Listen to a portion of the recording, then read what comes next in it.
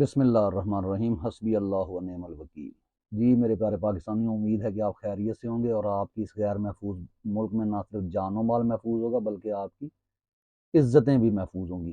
تو جی 23 مارچ جو ہے گزرا، اس میں پریڈ ہوئی شکر پڑیاں میں، اور اس پریڈ نے یہاں پہ موجود لوگوں نے اس میں جنہوں نے یہ پریڈ کروائی، جنہوں نے یہ ایک تاثر دینے کی کوشش کی کہ یہاں پر جو ہے وہ لوگ بیٹھے ہیں جو محب وطن ہیں، اور پھر اس کے بعد انٹرنیٹ جہاں جہاں بند کیا گیا، یہ پریڈ جہاں چلائی گئی آن لائن اس میں آئی، اور وہ تمام چیزیں جو ہیں وہ تقریباً جو ہے وہ ایکسپوز ہو گئیں۔ اور اس کے باوجود اگر کچھ لوگ ابھی بھی اس بات میں کھڑے ہیں کہ یہ لوگ وہ ہیں جو حب الوطن ہیں، اور اس کے دوسری جانب جو لوگ اس کے اوپر یعنی تنقید کر رہے تھے یا یہ کہہ رہے تھے کہ جناب یہ وہی دستہ ہے جو 45 فارم لے کر بھاگ گیا، جس نے عوام کا مینڈیٹ جو ہے وہ چوری کر لیا، عوام کی رائے کو اس نے ملحوظ خاطر نہیں رکھا۔ جی ہاں، یہ وہی دستہ ہے، یہ وہی فوج ہے جو آج سے نہیں ہے۔ میں ہمیشہ یہ کہتا ہوں کہ جب سے پاکستان بنا اور جب سے چیزیں ان کے ہاتھوں میں گئیں، اس وقت سے لے کے اور آج تک یہ لوگ جھوٹ بول رہے ہیں، یہ عوام کی امنگوں کا قتل کر رہے ہیں۔ انہوں نے یعنی 1971 میں ملک کو جو دو ٹکڑے کیا، اس کی وجہ بھی یہی تھی کہ صرف ایک فرد واحد کی انا جو تھی اس کی تسکین کے لیے اتنے زیادہ لوگوں کو، ان کی بات کو، ان کے یوں کہہ لیں کہ ان کی جو ایک سوچ تھی اس کو رد کر دیا گیا، یہ کہہ کے کہ یہ جو ہے عالی جا یہ اس بات پر آمادہ نہیں ہو رہے اس وقت۔ لیکن یہ کیوں ممکن ہو گیا؟ کیونکہ یہی لوگ تھے، یعنی آج آپ جو مرضی کہہ لیں، بھٹو کے بارے میں آپ کہیں کہ وہ بہت جی پڑھا لکھا تھا، بڑا لیڈر تھا، عوامی لیڈر تھا، نہیں، وہ کوئی بہت زیادہ محب وطن لیڈر نہیں تھا، کیونکہ اگر اس کی جگہ آج کی لیڈرشپ ہوتی جو آج آپ کو نظر آ رہے جن کے پیچھے عوام کھڑی ہے، نہ صرف پنجاب کی عوام کھڑی ہے بلکہ کراچی اور سندھ کی عوام بھی اس کے پیچھے کھڑی ہے، اور بلوچستان اور خیبر پختونخوا کے لوگ تو اس کے پیچھے کھڑے ہیں۔ ہاں، جو نہیں کھڑے وہ وہی ہیں جن کی افزائش نسل، ذہنی افزائش نسل نہیں ہوتی، جن کو نے پاکستان سٹڈیز کو رٹا بیس پڑھا ہے، اور ان کی جو اندر کی ان کی انا ہے وہ یہ اجازت نہیں دیتی کہ وہ سچ کا سامنا کریں، وہ سچ سے کتراتے ہیں، وہی رٹی رٹائی باتیں کہ ہم جی لال قلعہ کے اوپر جھنڈا لہرا دیں گے، ہم جو ہے وہ انڈیا کو فتح کر لیں گے، ہم کشمیر آزاد کرائیں گے۔ پھر ایک اور بیانیہ دیا جاتا ہے جو آج بھی دیا جا رہا ہے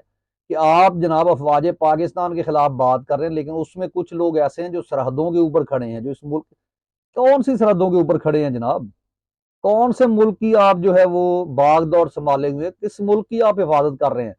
یعنی اگر آپ تاریخ میں چلے جائیں تو 23 مارچ 1940 کو ایک قرارداد منظور ہوئی تھی، جس کو قرارداد مقاصد پہلے کہا گیا تھا، اور پھر اس کو قرارداد پاکستان کا نام دیا گیا تھا، سیم اسی جگہ پہ جہاں پہ مینار پاکستان ہے۔ تو ہمارے طلباء جن کو یہ لوگ بیوقوف بناتے ہیں، جن کے والدین دراصل ان کی اگر تربیت نہیں کرتے اور وہ ساری زندگی پٹواری رہ کر مر جاتے ہیں، تو ان کی کیا کہتے ہیں تعلیم کے لیے، ان کو بتانے کے لیے عرض ہے کہ وہ جو قرارداد مقاصد تھی یا پاکستان تھی، اس کا محرک کیا تھا، کس لیے وہ پیش کی گئی تھی؟ وہ اس لیے پیش کی گئی تھی کہ ہم ایک ایسا ملک، ایک ایسی مملکت جو ہے وہ قائم کریں گے جو یعنی ہندوؤں سے تو الگ ہوگی، لیکن کیوں ہندوؤں سے الگ ہوگی؟ کیونکہ یہاں پہ میجورٹی ہندوؤں کی ہے، اور وہ اگر ہم ان کے ساتھ مل کر آزادی لیتے ہیں انگریزوں سے تو کیا ہوگا؟ ہم اپنی سوچ کو، ہم اپنے مذہب کو، ہم اپنے نظریے کو صحیح طریقے سے پیش نہیں کر پائیں گے، کیونکہ نظریہ ہمیشہ جو ہے وہ اکثریت کا یا جو طاقت میں لوگ ہوتے ہیں ان کا دیکھا جاتا ہے۔ تو اس لیے اس چیز کی ضرورت پیش آئی تھی کہ ایک الگ مملکت، ایک الگ ملک بنایا جائے، تو یہ تو ہوا۔ لیکن آج جو لوگ آپ کے وہاں کھڑے تھے، مثلا جن کو آپ نے سب سے بڑی بات کہ جن کو انعامات ایوارڈز دیے، یعنی یہ وہ لوگ ہیں، مثلا شاہد افریدی صاحب وہاں بیٹھے ہیں، 98% عوام جو ہے وہ شاہد افریدی کے خلاف ہے، اس کی اب کی سوچ کے خلاف ہے، کرکٹ کی وجہ سے نہیں۔ کرکٹ میں وہ بس یہی کمپنی کی غلطی ہے کہ کمپنی سمجھتی ہے کہ شاید کوئی بندہ شلوار قمیض پہن لے، کوئی بندہ جناب کرکٹ کھیل لے شاید وہ عمران خان کی طرح عزت لے لے گا، جیسے بابر اعظم کے بارے میں کچھ سیاستدان کہتے ہیں کل کو عمران خان نہ بن جائے. جناب عمران خان بننے کے لیے صدیاں گزر جاتی ہیں. عمران خان علامہ اقبال کا وہ خواب ہے جس کے لیے یہ وطن آزاد ہوا تھا. کیوں اقبال نے کیا کہا تھا قائد اعظم کے بارے میں کہ قائد کو کیوں انہوں نے چنا کہ قائد کو اس قوم کو لیڈ کرنا چاہیے، اس کی رہنمائی، because these words are written. Iqbal said that you are the unpurchasable personality. Quaid Azam is unpurchasable personality کہ ان کو خریدا نہیں جا سکتا. تو یہ تھی وہ جس کو ہم کہہ سکتے ہیں کہ لیڈرشپ، اور یہ وہ عوام تھی. عوام آج بھی موجود ہے. آج جو ووٹ ڈلے ہیں، جو اس سے پہلے جلسے ہوئے ہیں، اس نے یہ ثابت کر دیا کہ عوام سچائی کے ساتھ کھڑی ہے. کیونکہ ہمیں ہمارے دین نے یہ سکھایا ہے کہ ہم نے رشوت نہیں دینی. ہم نے کچھ حنفی مولویوں کے یا اہل حدیث مولویوں کے ان فتووں پر نہیں آنا کہ اگر ملک میں رشوت کا نظام ہو تو آپ بھی رشوت دے سکتے ہیں. کہاں قرآن میں لکھا ہے کہ رشوت دے سکتے ہیں؟ نہیں. جو علی امین گنڈا پور کہہ رہا ہے کہ اگر کوئی رشوت لے تو اینٹ مار کے اس کا سر پھوڑ دیا جائے، یہ اگر شروع سے ہوتا تو اس ملک میں کرپشن نہ ہوتی، اس ملک میں یہ ایلیگیشن نہ لگتی کہ یہاں کا جج جو ہے وہ انتہا درجے کا رشوت خور شخص ہے، اس کے فیصلے مینج ہوتے ہیں، وہ آرمی افیسر سے ڈر جاتا ہے.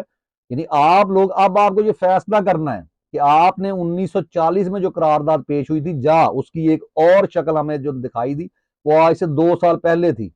عمران خان نے گو کہ اس وقت اس کی حکومت کو لپیٹنے کا پورا باجوہ نے انتظام کر دیا ہوا تھا، لیکن اس کے باوجود وہ جو پریڈ ہوئی تھی اس وقت، جو 23 اگست جو مارچ منایا گیا تھا، اس میں یہ بتایا گیا تھا کہ آپ کے پاس کچھ ہے یا نہیں ہے، آپ آزاد ہیں. جو قائد اعظم کے الفاظ آج بھی ہمارے کانوں میں گونجتے ہیں نا، وہ تقریر اٹھا کے کبھی سن لے کہ آپ آزاد ہیں. کہ لا الہ الا اللہ کے اوپر جب ہم نے ملک حاصل کیا تو ہمیں یہ نہیں دیکھنا کہ ہمارے ریسورسز کیا ہیں،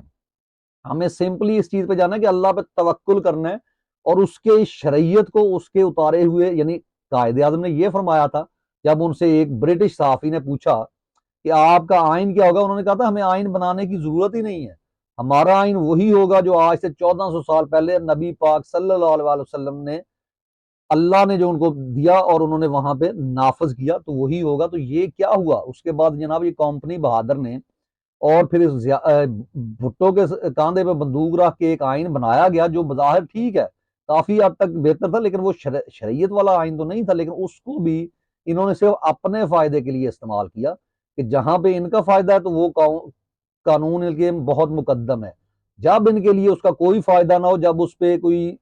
عوام کا فائدہ ہوگا تو یہ اس کو اٹھا کے، وہ ضیاء الحق کے بقول کے یہ سوائے ردی کے کاغذوں سے زیادہ ان کی اہمیت نہیں ہے، اور یہی ان کے چلتا رہا ہے. اور آج توشہ خانہ میں جنہوں لوگوں نے گاڑیاں لی ان کو یہ ایوارڈ دے رہے ہیں. جن لوگوں نے اس ملک کو بتایا، اس کے عوام کو بتایا کہ غیرت کیا ہوتی ہے، وہ جیلوں میں پڑے ہیں. تو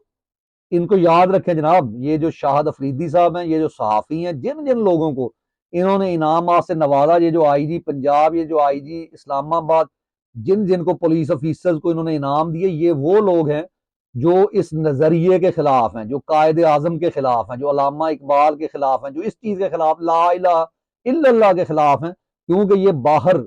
خواجہ آصف جیسے لوگ بیٹھ کر یہ کہتے ہیں کہ ہم تو ریجڈ نہیں ہیں، یہ وہ لوگ ہیں جو قرآن پڑھتے ہیں، یہ وہ لوگ ہیں. ہاں الحمدللہ ہم وہی لوگ ہیں جو قرآن پڑھتے ہیں. تو آپ لوگوں کو جناب، آپ مائنس عمران خان کو نہیں کرنا، مائنس اس اسٹیبلشمنٹ کو کرنا ہے جو طاغوتی طاقتوں کے ساتھ کھڑی ہے، جو شیطانوں کے کو اپنی روحیں تک بیچ چکے ہیں. آپ کو ان کے خلاف سٹینڈ لینا ہے، آپ نے ان کے لیے کھڑے ہونا ہے. اور وہی بات کہ مجھے ہے حکم ادا، اور یہ بات کرتے ہوئے اگر ہمیں موت آ جائے نا تو سمجھو ہم کامیاب ہو گئے. کیونکہ اللہ نے کہا کہ آپ اور کہ اس کے لیے انصاف قائم کرنے کے لیے کھڑے ہو جو سچی گواہی دینے والے بال، جو قرآن میں موجود ہے، جا بجا موجود ہے. قرآن کھولنے پڑھیں آپ کو نظر آئے گا. اور جن کو اوپر انہوں نے یہ لگایا تھا نا کہ جناب یہ قائد اعظم شیعہ ہیں فلاں، یہ کس نے شروع کیا؟ اسی کمپنی بہادر اور ان کے چمچوں نے. تو قائد اعظم جو تھے وہ ایک صحیح مسلم تھے، اور یہ ان لوگوں کی پیداوار ہیں، یہ کمپنی اور ان کے جو ہینڈلرز ہیں جو یہ کہتے تھے کہ ہم پاکستان بنانے کے گناہ میں شامل نہیں ہیں. تو اجازت دیجیے اور اس پہ سوچئے، اور لوگوں کے ساتھ اس ویڈیو اگر پسند ہے شیئر کیجئے، لائک کیجئے. انشاءاللہ آپ سے اگلے ویلاگ میں ملاقات ہوتی ہے. پاکستان زندہ باد.